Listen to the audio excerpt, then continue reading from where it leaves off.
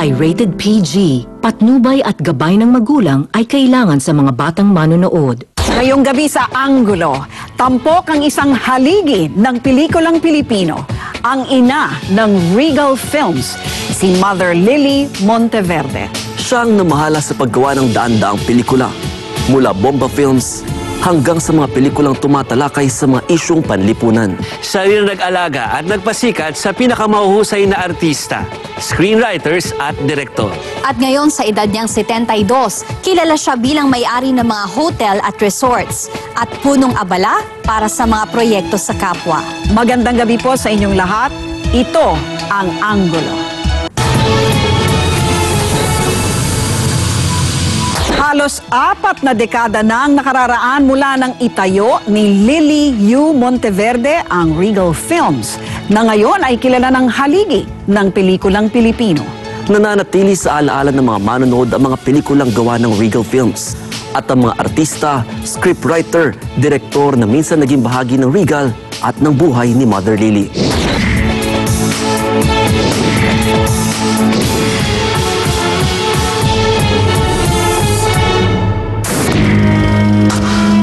It has been 52 years already in my life doing all this showbiz work.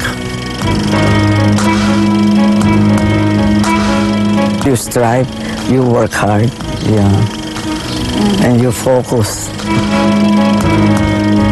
I will always be a regal mother.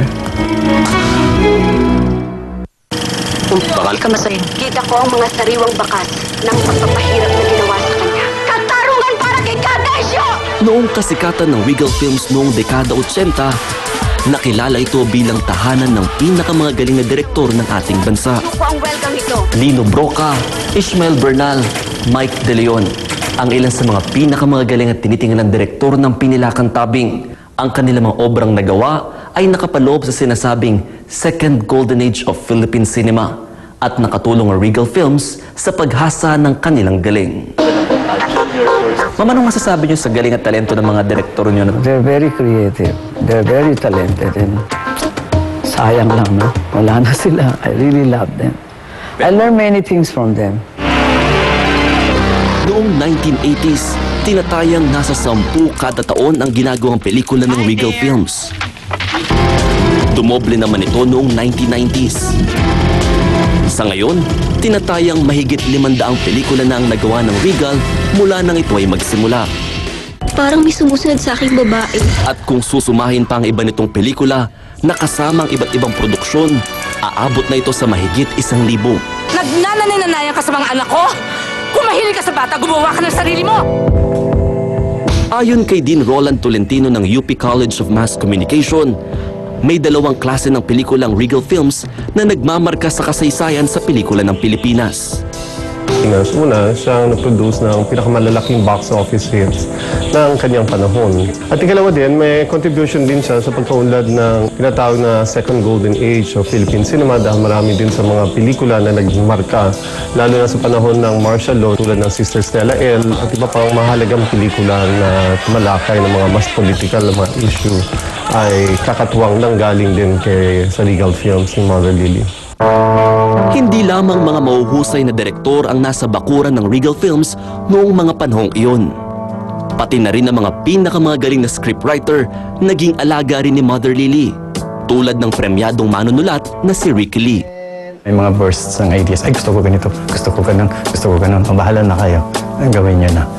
So, ang dami-dami yung mga ideas, pero mga bursts ng ideas. Hindi na ako nagbabasa na ng script. I just get storyline and then mga liners na lang. It's, in a way, good for us, good for me.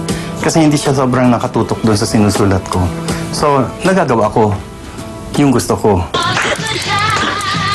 Ang Playgirl noong taong 1981 ang kauna-unahang pelikulang ginawa ni Ricky Lee at Direk Mel Chonglo para sa Regal. Para sa kalendian mo! Kwento naman ni Direk Joel Lamangan, hanga raw siya kay Mother Lily dahil sa galing ng producer sa pagkuha ng pulso ng masa. Most of her films talagang dinudumog dahil ang pulso niya ay malakas pagdating sa ano ang gustong panoorin ng masang Pilipino. Learn from my experiences. Ang totoo, mas marami pa siyang ginawang pelikula ng mabilisan o ang tinawag na pito-pito noon dahil sa kinakailangan matapos ang produksyon sa loob lang ng 7 araw. Yung worst of professionalism, lalo na yung pagtaguyod ng kanyang pito-pito films, 7 shooting days or budget of 7 million, napatayan yung shooting days sa production na yun, post-production, pinag-combine mo. So yun yung worst example ng exploitation. Ang tinatawag natin, pinanggalingan ang tinatawag natin ngayong indie film. Siya ang kauna-unahang gumawa noon, pero noon ay pinupulaan siya. Pero ngayon, tinutularan dahil yung konsepto na yon ay naunang ginawa ni Mother at ng Regal. Higit na nakilala si Mother Lily sa mundo ng showbiz dahil sa mahabang listahan ng mga artista na kanyang napasikat. Kabilang na dito ang star for all seasons at ngayon Batangas Governor Vilma Santos Recto. Kumisan mahigpit, madaldal, laging galit. Pero palagay ko si Mother Lily isang producer na may puso. Pagka minahal ka niyan at inalagaan ka niya, I think it's more than show business. Ang mangyayari sa akin? Sa akin, Gigi. Taong 1979, unang gumawa ng pelikula sa Regal si Governor V. Doon ko na ginawa sa kanya yung mga sasabi natin na pelikula na may meaning. Kasi karamihan ng awards ko nanggaling sa mga pelikula ko kay Mother Lily. Ano ba ang criteria para maging isang Regal baby? Parang meron akong feeling na ito kikita because I based on their eyes, the way they talk. Kasi very focused ako sa mata choosing stars. And their charm, of course, personality. Ang bansag na Mother Lily, kay Lolit Solis pala nagsimula. Ayaw niya magpatawag ng Mrs. Monteverde. Ayaw niya tatawagin ng Mrs. Monteverde. Nagagalit siya. So ang naisip namin, kailangan naman boss mo sa pinatawag mo. Lily lang, di ba? So ang ginawa namin, pinasag ko, sabi ko, Mother, Mother Lily ka na lang. Gusto naman niya, type niya. Till the end of my life, I just want to be a mother. Taong 1974 nang pasukin ng ina ng Regal Films ang pagpoproduce ng pelikula. Uso ang mga bomba films noong panahong iyon. Ang una niyang ginawa, Kayod sa Araw, Kayod sa Gabi.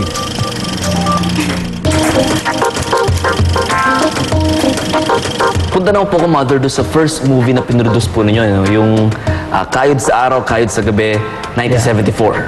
Yes. How's the experience po? Well, up to now, I feel that I'm still Kayod sa Araw at Kayod sa Gabi. Up to now, but it's ang ganda ng experience ko, John. I'm very proud to be a movie producer because we started from nothing. Tumabo sa takilya ang pelikula at kumita ng 4 na milyong piso sa box office, na noong panahong iyon ay napakalaking halaga na. Ito ang naging simula ng Regal Films. Mula sa paggawa ng bomba films, unti-unting nag-iba ang tema ng kanyang mga pelikula, lalo na noong panahon ng martial law. Lahat ng mga movie before is not only to make money, it's something, there is a statement. There is something na very, related. Yun sa tunay na buhay. Inamin ni Mother Lily na ang ilan sa kanyang mga naiproduce na pelikula ay salamin ng sarili niyang buhay. Lahat po ba ng mga movies niyo ay may kinalaman din sa inyong personal life? Well, some of them, of course. Can you name us some po? Mine? Well, of course, relasyon. Yung relasyon natin, parang napako na lang doon, ganun. Broken marriage, di ba? Yeah, when you were young, di ba, parang it's very fresh, the relationship. And then, siyempre, husband and wife also, they fought. And then, of course, mano po. Sa katunayan, ang ancestral house ni Mother Lily sa Binondo ang naging setting sa ilang eksena sa Manupo 1 at 2. Ang Manupo 1 daw ang pinakamalapit sa kanyang buhay. Bakit kayo tinatawag na Tiger Lady? Niloloko mo ba ako? Sa aking panayam sa Regal Mother, nag-aalala ako kung totoo ang aking naririnig at nababasa na mabilis daw siyang magbago ng mood, kaya bago pa ako masampulan. May katotohanan po bang sa mga nasusulat kasi parang mabilis daw po kayo magbago ng mood? Yeah. Bakit po? Well, maybe it's inborn na yan, oh. Pero mukhang maganda ang gising ni Mother ngayong araw. I'm in good mood, ha? Thank you po, Wala ako sa mood minsan. Sa pagdaan ng panahon, marami na rin nagsulputang movie production outfits at artist centers tulad ng Regal. I don't find it's a competition. It is something where we have to encourage them to do the best as what I have done before. Even they are saying that I'm number last, okay. I will acknowledge that. Talaga po?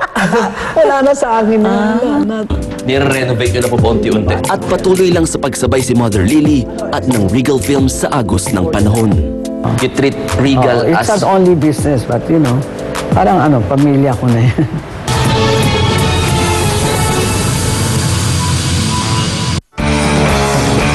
Don't go away, magbabalik ang Anggulo dito sa TV5.